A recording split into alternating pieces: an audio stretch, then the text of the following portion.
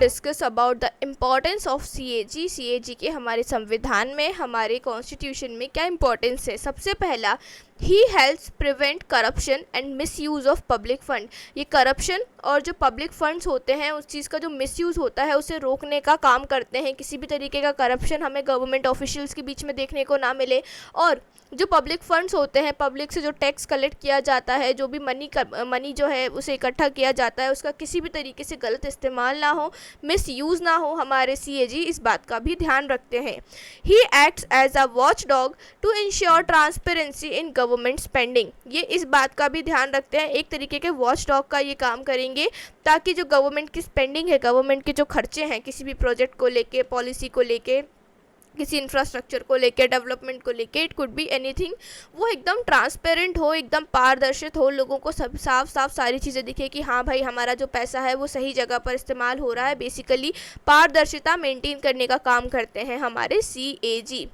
ही sorry ही strengthen democratic accountability. अब ये जो हमारी डेमोक्रेटिक अकाउंटेबिलिटी होती है, मतलब कि हमारी डेमोक्रेसी पे जो जनता का विश्वास होता है, डेमोक्रेसी के प्रति जो एक बोलना चाहिए भरोसा होता है, उसे भी ये स्ट्रेंथ करते हैं, यानी कि मजबूत करते हैं। अगर मैं इंडियन पॉलिटी में इनकी सिग्निफिकेंस की बात करूँ, so he safeguard financial discipline aligning with article 266।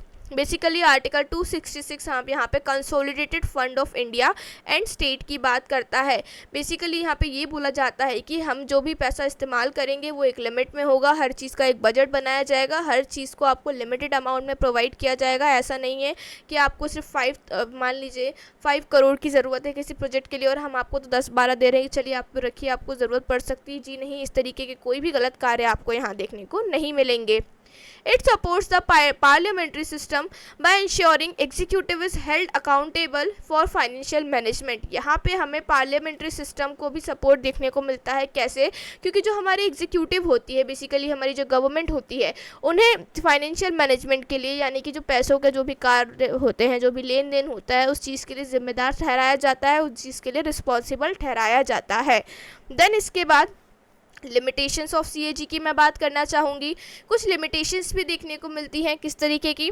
He can only audit but has no power to enforce its recommendation. अब ये यहाँ पे बदलाव के सुझाव तो दे सकते हैं कि आप इस तरीके से कार्य कीजिए, आप पैसों को इस तरीके से सेव कीजिए, या इस जगह पे इन्वेस्ट कीजिए, या इस तरीके से आप पैसों को स्पेंड कीजिए, लेकिन इनकी जो भी बोलना चाहिए कार्य होते हैं, जो भी इनकी रिकमेंडेशंस होती हैं, इन्हें ये इन्फोर्स नहीं करा सकते। मतलब मान लीजिए इन्होंने सरकार को कोई रिकमेंडेशन दी, कोई एडवाइस दी, कोई सलाह दी, तो ये तो इन्होंने अपनी तरफ से दे दी, लेकिन अब ये गवर्नमेंट को फोर्स नहीं कर सकते कि नहीं आपको मेरी बात सुननी ही पड़ेगी, आपको मेरी बात माननी ही पड़ेगी। बेसिकली इनके जो भी रिकमेंडेशंस होती हैं वो सिर्फ और सिर्फ एडवाइजरी होती हैं। यहाँ पे ये गवर्नमेंट को फोर्स नहीं कर सकते कि आपको तो मेरी बातें माननी ही पड़ेंगी।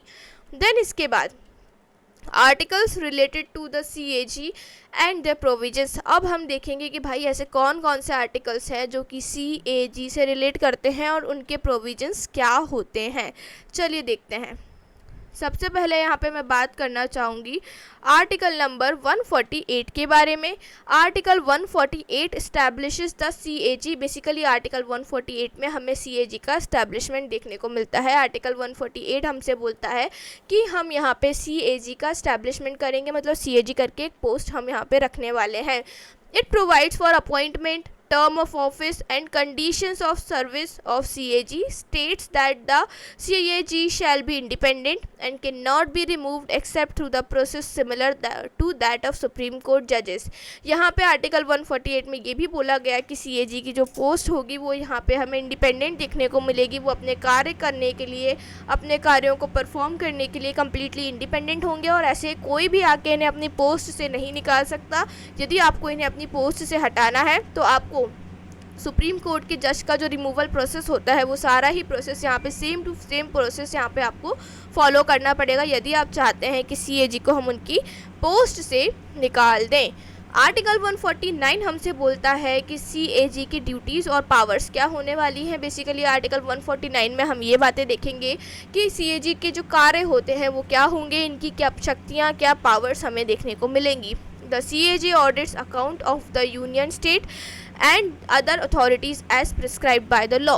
CAG यहाँ पे यूनियन और स्टेट्स के जो ऑडिट्स अकाउंट्स होते हैं उन्हें ऑडिट करते हैं, उन्हें मैनेज करते हैं, उनका ध्यान रखते हैं। And other authorities as prescribed by the law, अगर किसी और अथॉरिटी की भी ज़रूरत पड़ती है, कोई और ऐसी गवर्नमेंट ऑफिशियल है जिनके बारे में, जिनके अकाउंट्स हमें ऑडिट करवाने की ज़रूरत है, तो हम वो भी यहाँ पे CAG से करवा सकते हैं। लेकिन they can be only prescribed by the law, यहाँ पे लॉ ही डिसाइड करेंगे इस चीज़ को, और हर कोई इंसान आके इन्हें ऑर्डर नहीं दे सकता कि आप इस इंसान का भी अकाउंट ऑडिट कीजिए, इस इंसान के अकाउंट को भी आप हैंडल कीजिए। Then article 150 requires the CAG to prescribe the form in which account of union and states are maintained। Article 150 हमसे बोलता है कि आप इस तरीके के फॉर्म को प्रिस्क्राइब कीजिए, इस तरीके का फॉर्म प्रिपेयर कीजिए जिसमें स्टेट और यूनियन के जो भी अकाउंट्स होते हैं ना वो मेंटेन रहें। यहाँ पे सारी इन्फॉर्मेशन हमें स्टेट के रिगार्डिंग और फिर यूनियन गवर्नमेंट के रिगार्डिंग देखने को आसानी से मिल जाए। देन आर्टिकल 151 बोलता है it deals with the submission of audit reports by the CAG। अभी हमने पहले बात करी कि जो हमारे CAG की रिपोर्ट होगी वो उसे राष्ट्रपति को सबमिट करेंगे, एंड देन जो हमारे राष्ट्रपति होंगे यानी कि हमारे प्रेसिडेंट होंगे वो उस रिपोर्ट को पार्लियामेंट के सामने पेश करेंगे। देन अगर हम बात करें स्टेट के कंटेक्स्ट में, तो स्टेट के कंटेक्स्ट में ये जो रिपोर्ट्स होंगी वो गवर्नर के सामने प्रस्तुत की जाती हैं। पहले CAG हमारे गवर्नर के सामने इस चीज़ को पेश करेंगे कि भाई ये रहा आपकी स्टेट गवर्नमेंट का सारा रिकॉर्ड, सारा बोलना चाहिए एक्सपेंडिचर, सारे खर्चे आप देख लीजिए। देन हमारे जो गवर्नर होंगे उस रिपोर्ट को स्टेट लेजिस्लेचर के सामने प्रस्तुत करेंगे, पेश करेंगे, किसके कंटेक्स्ट में, स्टेट के कंटेक्स्ट में। और अगर मैं सेंट्रल लेवल पे बात करूँ तो सेंट्रल लेवल पे वो रिपोर्ट राष्ट्रपति के सामने पेश की जाती है, एंड देन राष्ट्रपति उस रिपोर्ट को पार्लियामेंट के सामने पेश करते हैं।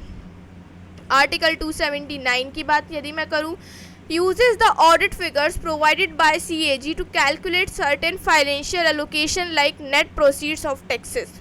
अब देखिए आर्टिकल 279 में बोला जाता है कि जो CAG हमारी रिपोर्ट्स तैयार करते हैं या फिर CAG जिस हिसाब के खर्चे हमें बताते हैं कि मतलब CAG का जो एक तरीके से रिकॉर्ड होता है ना कि गवर्नमेंट ने इतना एक्सपेंड किया, इस जगह पे इतना खर्चे हुए, उस जगह पे इतने खर्चे हुए, यहाँ पे इतना एक्सपेंड किया गया है, वहाँ पे किसी और प्रोजेक्ट में इतना स्पेंड किया गया है।